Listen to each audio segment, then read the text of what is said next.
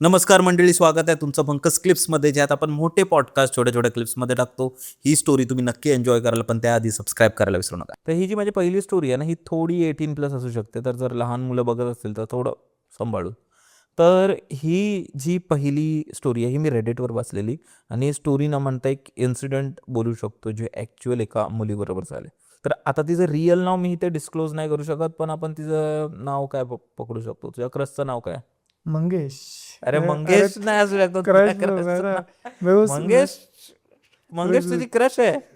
तो तुझ्या घरी अरे रोज पेपर टाकतो तो मंगेश. अरे नहीं, मैं नाम मंगेशच्या तो मागे मंगेश, पुढा मंगेश, लास्ट में मागे जो पुढा क्रश मागे ऐड उभा किया ना. मंगेश. नहीं, मैं ऐसे नाव का है कि इसमें हा क्रश नाही तुझं क्रश क्रश नाही नाही, क्रशचं नाव सांग तुझ्या. ऐश्वर्या. चला सिरियस, लेट्स बी सिरियस. लोकांना आवडत नाही जेव्हा आपण असे मस्ती करतो, पण ठीक आहे. हां, तर ऐश्वर्या जी होती ना, ती एक IT प्रोफेशनल होती. ती पुण्यामध्ये तिचं शिक्षण वगैरे झालं होतं, आणि त्यानंतर तिने बँगलोरला मूव्ह केलेलं. ती एक MNCमध्ये काम करायची, इंजिनियर होती, आणि तिचं लाईफ एकदम चांगलं चाललं होतं. मस्त पॅकेज होता, खूप चांगला बॉयफ्रेंड होता. तिच्याबरोबर तिचे मला वाटतं 5-6 वर्ष ते दोघेही रिलेशनशिपमध्ये होते, आणि लाँग डिस्टन्स त्यांचं चालू होतं. तो पुण्याला राहायचा, ही बँगलोरला राहायची, आणि येऊन जाऊन त्यांचं मस्तपैकी एक हेल्दी रिलेशन चालू होतं. ठीक आहे. पण काही महिन्यांनी काय झालं ना, की जो ऐश्वर्याचा जो बॉयफ्रेंड होता, जो एवढ्या वर्षांपासून तिचं रिलेशन चालू होतं, त्यांनी तिच्यावर चीट केलं, आणि त्याचा खूप मोठा धक्का तिला बसला. ते दोघे सेपरेट झाले, ब्रेकअप केलं त्या लोकांनी. आणि ऐश्वर्या खूप जास्त बोलू शकतो की ती मूव्ह ऑन नव्हती होत. म्हणजे तिला खूप जास्त स्ट्रेस आला होता, डिप्रेशनमध्ये वगैरे गेली होती. ते 3-4 महिने तिच्यासाठी खूप जास्त हॅक्टिक किंवा स्ट्रेसफुल होते. कामात मन नव्हतं लागत, आईवडिलांशी नीट बोलायची नाही, तसं सगळं व्हायचं. आणि ती खूप ड्रिंक्स वगैरे करायला लागली होती. आणि त्या सगळ्या स्टेजमध्ये आहे ना, तिने बरेच असे डेटिंग साईटवर तिचे प्रोफाईल बनवले होते, की कोणतरी नवीन मला भेटेल मुलगा, आणि मी त्यासोबत म्हणजे परत रिलेशनशिप सुरू करेन, असं तसं तसं तसं. तर त्या ॲप्सले डेटिंग ॲप असतात ना, हे आपलं बंबल, टेंडर, हेंज वगैरे तशा टाईपमध्ये. तर तिथे सगळीकडे तिने ID बनवून ठेवली, आणि ती नवीन नवीन मुलाला भेटायची. आणि तिथून बोलतात ना, की त्या मुलाला विसरण्याच्या चक्करमध्ये दुसऱ्या मुलांना भेटायची, डेटवर जायची, कॉफीवर जायची. आणि हळूहळू आहे ना, ते डेटवर, कॉफीवर, डिनरवर जाण्याची सवय हळूहळू चेंज झाली, की ती त्या मुलांबरोबर हुकअप करायला लागली. त्या मुलाला विसरण्याच्या चक्करमध्ये, तिच्या एक्स बॉयफ्रेंडला विसरण्याच्या चक्करमध्ये तिला ती सवय लागली, की ती रेग्युलरली, म्हणजे तिचं असायचं म्हणजे की मॅचेस यायचे, त्यांच्यावर डेटला जायची, आणि मग हॉटेलला वगैरे जाऊन वगैरे ते लोकं होकअप वगैरे करायचे, आणि ती खूप जास्त होकअप कल्चरमध्ये इन्व्हॉल्व झालेली. आणि तिच्यासाठी पण हे सगळं खूप नॉर्मल होतं, कारण ती खूप यंग होती, पैसे कमवत होती, लाईफ चांगली चालत होती, आणि त्यामुळे फायनली ती तिच्या बॉयफ्रेंडला विसरू शकत होती. तर ती ह्या गोष्टींमध्ये, त्या कल्चरमध्ये होती. ठीक आहे. तर ते सगळं चालू असताना आहे ना, ती खूप जास्त मुलांबरोबर, वेगवेगळ्या मुलांबरोबर ती फिजिकल व्हायची. त्यामुळे तिचे रेग्युलरचे गायनोकॉलॉजिस्ट असतात ना, गायनेकबरोबर ते चेकअप्स असायचे अधूनमधून. म्हणजे ते रेग्युलर चेकअप्स असतात ना, तर ते, कारण ती ऑब्व्हियसली ती शिकलेली पण होती, तर तिला माहिती होतं की शी वॉज अन इंडिपेंडंट ॲडल्ट आपण बोलू शकतो. तर तिला त्या सगळ्या गोष्टी माहिती होत्या. तर एक दिवशी असंच झालं, तिला एक हिंजवर काहीतरी मॅच आला. तर तो मुलगा पण चांगला होता, डिसेंट एकदम. त्याबरोबर ही डेटला गेली. त्या लोकांचं ठरलं की एक सुशी प्लेसवर ते लोकं तिथे गेले डिनरसाठी वगैरे. त्या लोकांनी मस्त जेवले वगैरे, आणि त्यांचं प्लॅन होतं की ते लोकं कुठेतरी हॉटेल वगैरे त्यांनी बुक केलं होतं मुलांनी. पण एंड मोमेंटला काय कॅन्सल झालं, किंवा त्यांना तो हॉटेल एवढा आवडला नाही, विचित्र वाटलं. तर तो मुलगा बोलला की ठीक आहे, काम कर, तू माझ्या प्लेसवर ये. तर ते दोघेही त्या मुलाच्या फ्लॅटवर जातात. ठीक आहे. मुलाच्या फ्लॅटवर जातात, जे काही त्यांच्यात होतं, आणि दुसऱ्या दिवशी सगळं काही नॉर्मल, जशी लाईफ चाललेली असते तसं. ऐश्वर्याही त्या मुलाला विसरून जाते. ती पण एकदम सिरियस नसते, एकदम कॅज्युअल असतं तिच्यासाठी हे सगळ्या गोष्टी. मुलाला विसरून जाते. 2-3 दिवसानंतर शनिवार असतो, आणि तिचा गायनॅक बरोबर तिची अपॉइंटमेंट असते गायनोकॉलॉजिस्ट बरोबर, आणि सगळे चेकअप वगैरे करते. तर गायनॅक चेक करत असते, आणि ती घाबरते खूप जास्त. ती बोलते की तुझ्या ना आताच्या तुझ्या पॅरेंट्सना बोलव. ती घाबरतं, पॅरेंट्स का? म्हणजे ऐश्वर्या पण शॉक बसतो ना, की बाबा ह्या गोष्टी थोडं ना कोण आईवडिलांना सांगून करतं. तर ती विचारते की नाही नाही, पॅरेंट्सना का बोलवायचं आहे, म्हणजे काही प्रॉब्लेम आहे का? तो नाही, पॅरेंट्सना बोलव, कारण कोणतरी एक रिस्पॉन्सिबल व्यक्ती पाहिजे, गार्डियन पाहिजे, असं तसं. तर तुला बोलवावं लागेल, कारण तुला एक इन्फेक्शन झालं आहे.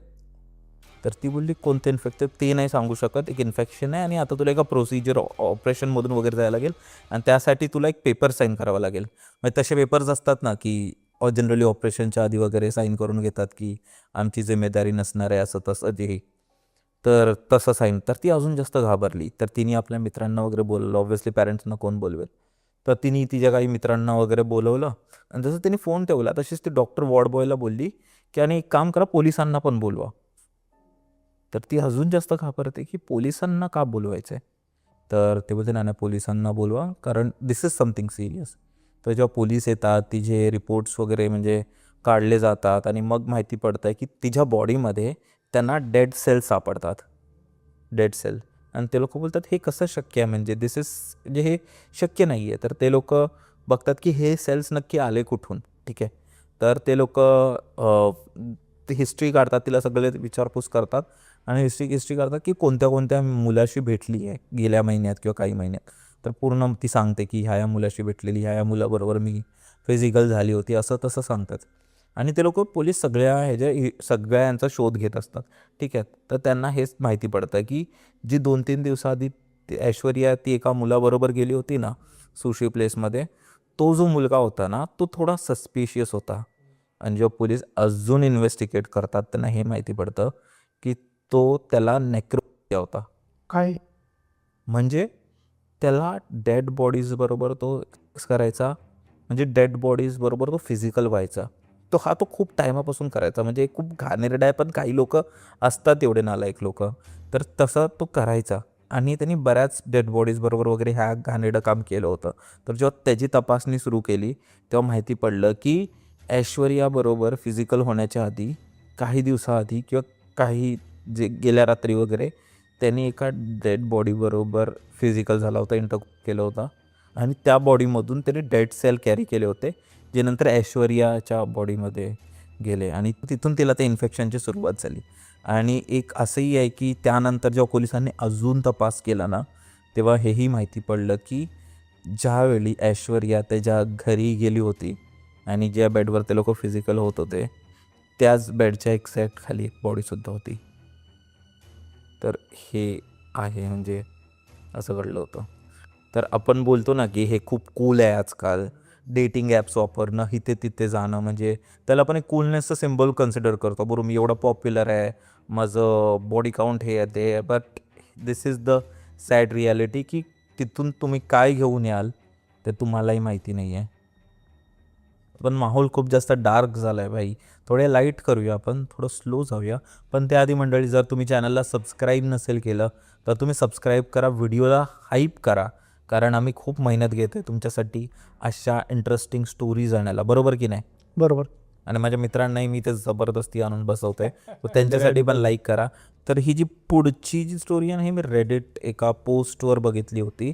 तर हा इन्सिडेंट एका स्कल्पचरर बरोबर झाला, जे मूर्तिकार असतात ना त्यांच्याबरोबर झालं होतं. तर त्या मुलगी होती मला वाटतं, त्या मुलीने काय केलं होतं, ती मुलगी घरी होती आणि आपलं काहीतरी एक मूर्ती वगैरे बनवत होती. ठीक आहे. तर तिने एक हे बनवलं, एक स्कल्पचर बनवलेलं आणि तिला पूर्ण अख्खी बॉडी बनवायची होती. तर तिने तिचं फेस बनवलेलं. ठीक आहे. आणि ते बनवलेलं आणि तसंच ठेवलेलं तिने बनवून आणि ती तिच्या अख्ख्या मला वाटतं हातावर काम करत होती. हातावर काम करता करता आहे ना तिचं लक्ष गेलं परत त्या फेसकडे. तर तिने बघितलं की ती जी मूर्ती होती ना तर तिने बघितलं की ती जी मूर्ती होती ना ती एक विचित्र पद्धतीने हसत होती. वेट, मी तुला व्हिडिओ दाखवतो.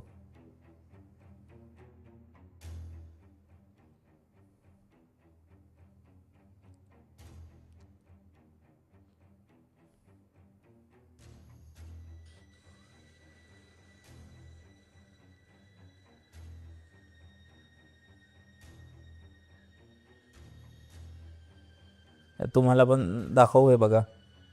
बघा त्याची तुम्हाला दिसणार नाही, तर व्हिडिओमध्ये तुम्हाला याच्यानंतर दिसेल.